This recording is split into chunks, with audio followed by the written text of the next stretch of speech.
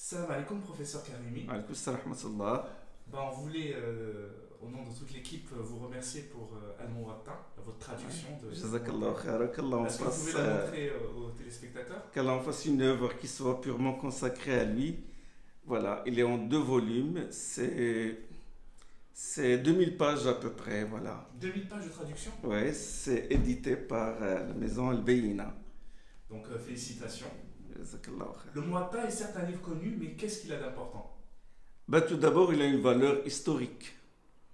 Et c'est le premier livre comportant les hadiths prophétiques et les traditions des compagnons et leurs pieux successeurs qui nous est parvenu. Et c'est la référence de l'école malikite. Cette école-là qui est née à Médine, l'imam Malik n'a jamais quitté Médine, sauf pour faire le pèlerinage. Et donc c'est une référence pour cette école-là qui a régné, qui a influencé, qui a inspiré les autres écoles, l'école hanafite. Vous savez que Mohammed ibn Hassan Shaybani, qui est le disciple d'Abu Hanifa, il était aussi le disciple de l'imam Malik. Il a transmis le Muwatta de sa bouche. Et c'est une école qui a semé les graines de la civilisation musulmane en Espagne. C'est cette civilisation qui nous a donné Ibn Rushd et Ibn Khaldoun. Voilà, donc c'est une grande école. Et que signifie le mot Muwatta? Alors le terme Muwatta, alors déjà c'est un nom à la voix passive. La voix passive il est déterminée par le préfixe muwatta. Il vient du verbe watta'a. Watta'a veut dire rendre accessible, veut dire faciliter, veut dire que c'est le premier en son genre. Hein? Et on dit tawti'a, ça veut dire introduction. Et aussi, certains lexicographes et certains exégètes disent que ça vient de la muwata'a qui veut dire accord. Accord. Donc, quand Allah subhanahu wa ta'ala, ce terme-là se trouve dans le Coran, dans Surat al-Muzammil, où Allah subhanahu wa ta'ala dit Inna nashi'ata al-layli hiya ashaddu wat'an wa aqwamu qila. Inna nashi'ata al-layl, l'activité pièce de la nuit, a plus de wat'a. À plus de watts, ça veut dire dans la prière nocturne de la nuit, c'est le moment où le cœur et la langue sont en parfait accord. D'accord? Et quel est le lien entre le titre et le contenu du Muwatta? Justement, cette signification-là, cette notion de primauté, de facilitation des choses, cette notion d'accord se trouve dans le Muwatta.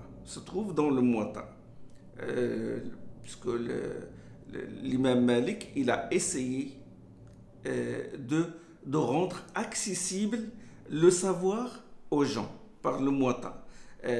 On rapporte dans certains livres de tradition que l'imam Malik, il a vu en rêve le prophète sallallahu alayhi wa sallam qui lui a dit déjà, il a composé ce livre-là et il réfléchissait au titre qu'il va donner. Et il a vu le prophète sallallahu alayhi wa sallam en rêve, il lui a dit rends accessible ce savoir aux gens, le savoir du Coran et de la Sunna. Et donc, de cela est venue l'idée de mettre le titre Muwatta. Et aussi, c'est un livre qui est le premier en son genre.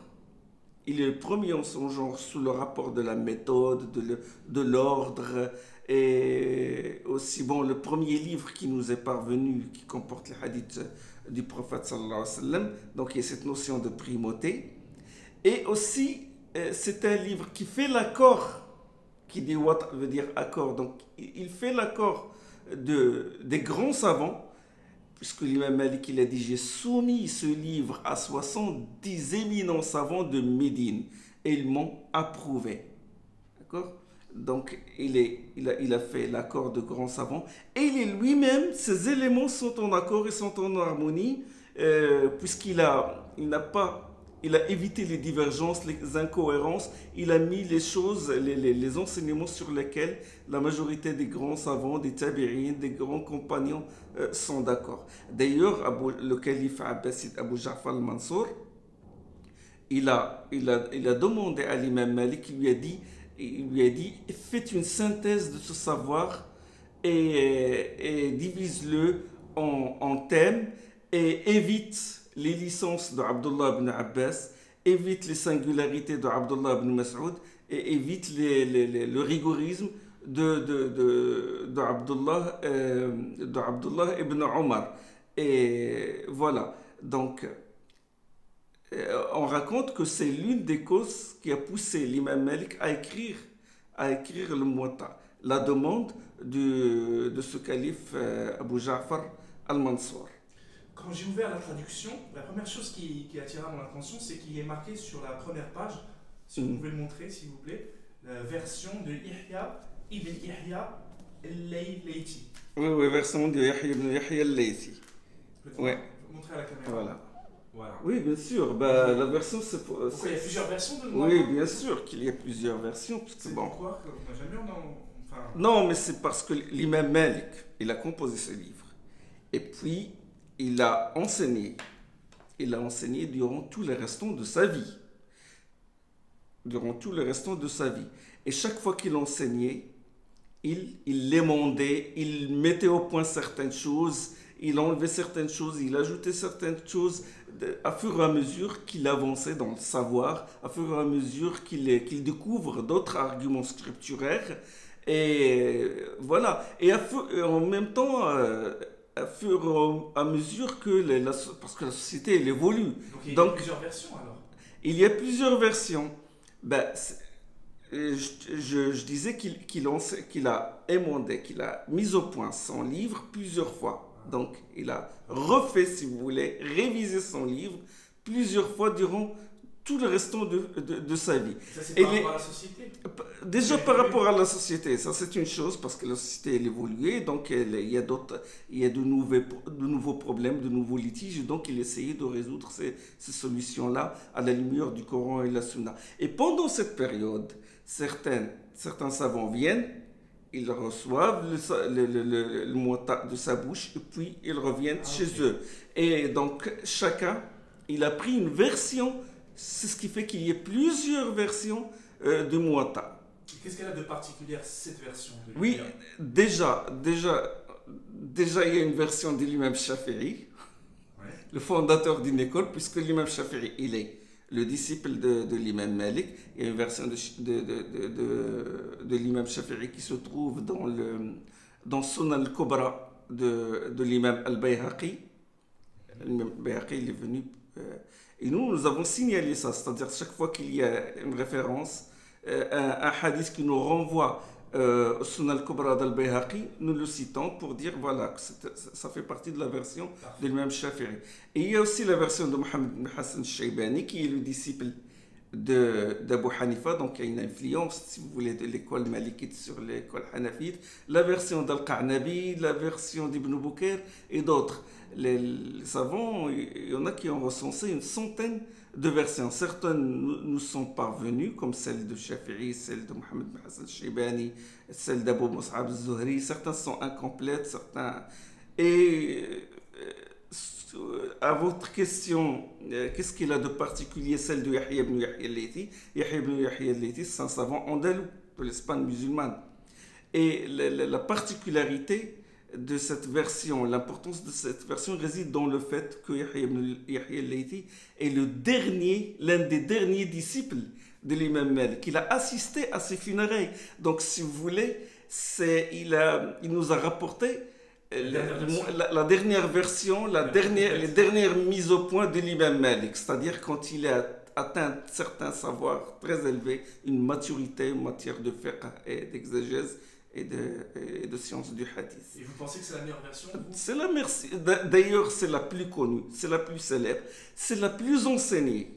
C'est la plus enseignée et celle sur laquelle la communauté musulmane s'est mise d'accord. Et dans toutes les autres traductions d'Al-Muwatta, est-ce que c'est spécifié? Non, ça c'est le problème. Ça, c'est un problème. Ça, je l'ai constaté, que ce soit dans les textes en arabe, le Muwatta, Oui. même en arabe, ou dans les traductions, ils ne mentionnent pas la version. Et ça, c'est grave parce qu'ils diffèrent les versions les unes des autres. Et aussi, pour ces raisons-là, parce que Yahya ibn Yahya al-Laythi, il est le dernier à assister à la dernière mise au point du Muwatta. Et parce que les autres versions, déjà, il faut signaler. Normalement, l'auteur ou le traducteur doit signaler la source déjà. La source, nous avons signalé dans notre introduction le manuscrit dont nous avons tiré cette traduction-là, à savoir un manuscrit travaillé par le grand recenseur, le grand savant Mohammed Mustafa Al-A'zami. Ça, c'est très important, la question de la version et la question aussi de la chaîne de transmission. Moi, j'ai remarqué dans des livres qu'il ne cite, et dans des traductions, il ne cite même pas la chaîne de transmission qui va de Malik au prophète sallallahu alayhi wa sallam, qui va de Malik aux compagnons du prophète sallallahu alayhi wa sallam. Alors ça, c'est grave parce que quand on enlève la chaîne de transmission, Malik, d'après Nafi', d'après Ibn Omar, lequel rapporte que le prophète sallallahu alayhi wa sallam a dit, ou Abu Zinad al-A'raj, le prophète sallallahu alayhi wa sallam, les chaînes sont très importantes. Vous enlevez la chaîne, vous enlevez l'histoire du hadith. Vous enlevez une historiographie complète de notre communauté qui a fait notre grandeur et qui nous a distingués des autres nations, comme une historiographie sophistiquée qui a été même, dont certains orientalistes ont fait l'éloge de cette historiographie qui est parfaite et sophistiquée et qui nous a permis de préserver, de sauvegarder notre patrimoine, nos hadiths et notre sunna en réalisation de la parole d'Allah subhanahu wa ta'ala. Inna nahnu nazzalna dhikra wa inna lahu lahafidun. C'est nous qui avons fait descendre le dhikr et c'est nous qui en assurons la garde. Donc par notre intermédiaire, le Coran et la sunna ont été gardés, ont été préservés par cette méthode qui est parfaite. Parfait. Et pour cette version d'Al-Muwatta, j'ai remarqué qu'il y avait une introduction assez qui prenait à peu près 30 pages. Oui, oui. C'est vous qui avez fait cette traduction? Oui, cette traduction, bien sûr, puisque l'œuvre est consistante et très importante. C'est un travail personnel, c'est pas une traduction d'une autre introduction, c'est la vôtre. Non, ça c'est notre travail, c'est le fruit de nos efforts et l'introduction. Elle est vraiment percutante. Moi, je trouvais qu'elle était vraiment percutante cette introduction. Oui, on a parlé de la vie du prophète, on a parlé de l'islam en général, puis du Coran, de la Sunna, puis du Hadith, et puis de la culture traditionnelle des générations anciennes, et puis de la conciliation des Hadiths, et puis on a parlé de l'imam Malik, un aperçu de sa vie, sur sa vie, puis des versions, les versions du Muwatta, les différentes versions qui nous sont parvenues, et de la méthode de l'imam Malik, comment il a composé le manhaj, comment il a composé son livre, et puis de notre méthode à nous. Comment nous avons traduit ce livre-là. À titre personnel, ça nous permet vraiment de... Oui, nous avons décrit bien la méthode, notre méthode de traduction, sur quel manuscrit nous sommes basés, et voilà, et les notes que nous avons mises, pourquoi nous les avons mises. Ça nous permet de mieux aborder le texte. Oui, et pourtant, moi, ça me paraît un peu courte, parce que je voulais vraiment faire une longue introduction, mais je ne voulais pas, finalement, surcharger le livre. Et le fait qu'il soit sur 2 volumes, c'est parce qu'il y a aussi une partie arabe et une partie en français, une page française. Oui. Et pour quelle raison? C'est écrit en arabe, c'est écrit en français. Ça, pour ceux qui apprennent l'arabe, ça leur permet de faire des comparaisons, de connaître, d'apprendre. Comme ça, ils ont la traduction en français, ils ont le texte en arabe, et aussi pour les prédicateurs, pour les imams dans les mosquées, des fois, ils citent le hadith ou la tradition en arabe, puis il a directement la traduction en français. Et ça touche, puisque les francophones, il y en a beaucoup, même en Afrique et tout. Donc ça va leur servir. Et pour rendre accessible, là on entre dans l'esprit du Muwatta, puisque le terme Muwatta veut dire rendre accessible. Donc notre but, c'est de rendre accessible le Muwatta et la Sunna, en général la Sunna du prophète sallallahu alayhi wa sallam. Et aussi, il y a des références de textes oui, aussi. et aussi pour les grands traducteurs, pour les intellectuels, s'ils remarquent des erreurs, pour qu'ils nous envoient, pour qu'on refasse dans les prochaines éditions, on corrige certaines erreurs, et on améliore la version, puisque notre but, c'est de relever un peu le niveau de la traduction, et essayer de donner une traduction à la hauteur du livre. Et puis il y a aussi des références sur certains textes. Oui, il y a des références, des petites références à côté de chaque hadith, de chaque traduction, de chaque tradition, pardon. Nous avons cité les références des hadiths, si c'est rapporté par le Bukhari, ou par Muslim, ou par Tirmidhi, surtout Tirmidhi, Nasa'i, Ibn Majah, Abu Daoud, ce qu'on appelle les auteurs des Sunan, pour envoyer le lecteur aux autres livres de la Sunna. Et aussi, nous avons mis aussi des notes en bas de page. Nous avons mis des notes en bas de page. Ce sont des notes explicatives et des notes qui détaillent certains points. Quand nous remarquons qu'il y a un détail qui est un peu incohérent, nous essayons de l'expliquer en bas de page. Et quand même nous avons fait, c'est-à-dire une critique sur les chaînes de transmission, parce que bon, Imam Malik, il cite les hadiths avec les chaînes, certaines chaînes il y a des interruptions, il y a ce qu'on appelle les balaghat de l'imam Malik, quand il dit « Il m'est parvenu que le prophète sallallahu alayhi wa sallam a dit ». Or, l'imam Malik n'a pas vu le prophète sallallahu alayhi wa sallam. L'imam Malik, il est né en 93 de l'Hégire, 711 de l'ère chrétienne, c'est-à-dire 80 ans après la mort du prophète sallallahu alayhi wa sallam. Et quand il dit il m'est parvenu, donc il faut combler. Oui.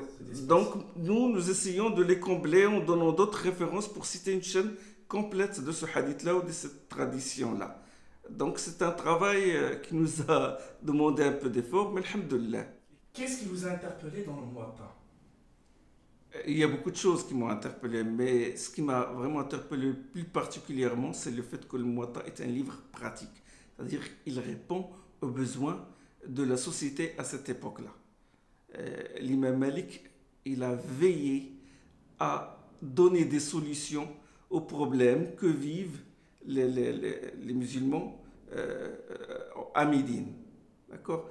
Si vous voulez avoir une idée de la société médinoise à l'époque de l'imam Malik, bon, lisez le Muwatta.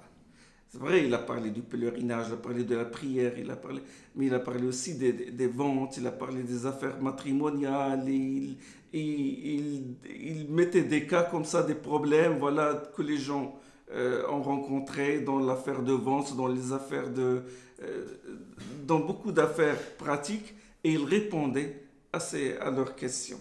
D'accord? C'est ce qui fait que, par exemple, le chapitre des ventes soit le plus long parce qu'il concerne la vie quotidienne des gens. Donc, il était à jour. Il était symbiose avec son époque. Oui, le fiqh et la réalité étaient en paire. C'est pas comme aujourd'hui où le fiqh il est en perte de vitesse par rapport à la réalité des gens. Les fuqaha d'aujourd'hui, les savants, pour la plupart, ils sont dans leur cénacle abscon, hein, derrière leur bureau, sur les plateaux de la télé, loin de la réalité des gens. D'accord? Aujourd'hui, les philosophes parlent de ce qu'on appelle la disruption, c'est-à-dire que maintenant, le développement technologique, le numérique, il a entraîné un bouleversement dans la société, un bouleversement dans le savoir-vivre et le savoir-faire des gens. Et pour conceptualiser ces changements-là, c'est très dur pour les philosophes, pour les économistes et a fortiori pour les fuqaha. aujourd'hui, certains fuqaha ne connaissent rien sur, par exemple, les troubles attentionnels des enfants, sur ce qu'on appelle le transhumanisme, et beaucoup de choses, ce qu'on appelle les nawazil, les cas nouveaux qui n'ont pas d'antécédents en matière de jurisprudence. Dans le passé, eux, ils sont face à ces problèmes-là, mais ils n'arrivent même pas à les conceptualiser et a fortiori avant de donner un regard sur ces choses-là, de les expliquer et de donner des solutions à la lumière du Coran et de la Sunna. L'imam Malik était à jour, vraiment. Et durant toute sa vie, il changeait ses idées quand il trouvait que les arguments sont en faveur de telle et telle idée. Il mettait au point son œuvre et il évoluait au fur et à mesure qu'évolue la société. Est-ce Voilà, que vous pensez que les fuqaha aujourd'hui, c'est par rapport à pourquoi ils sont comme ça? Est-ce que c'est un manque de courage, un manque de... Non, parce qu'il y a un arrêt de l'ijtihad à une certaine époque, et à cause de beaucoup de choses comme le colonialisme, et une décadence.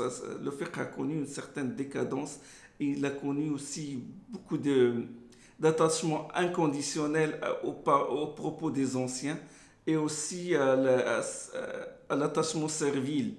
Certains fuqaha ont répété ce qu'ils disaient comme des perroquets. On ne fait pas l'effort, on ne développe pas le ijtihad. C'est-à-dire, au lieu de mettre en œuvre les outils du ijtihad que les anciens nous ont fournis pour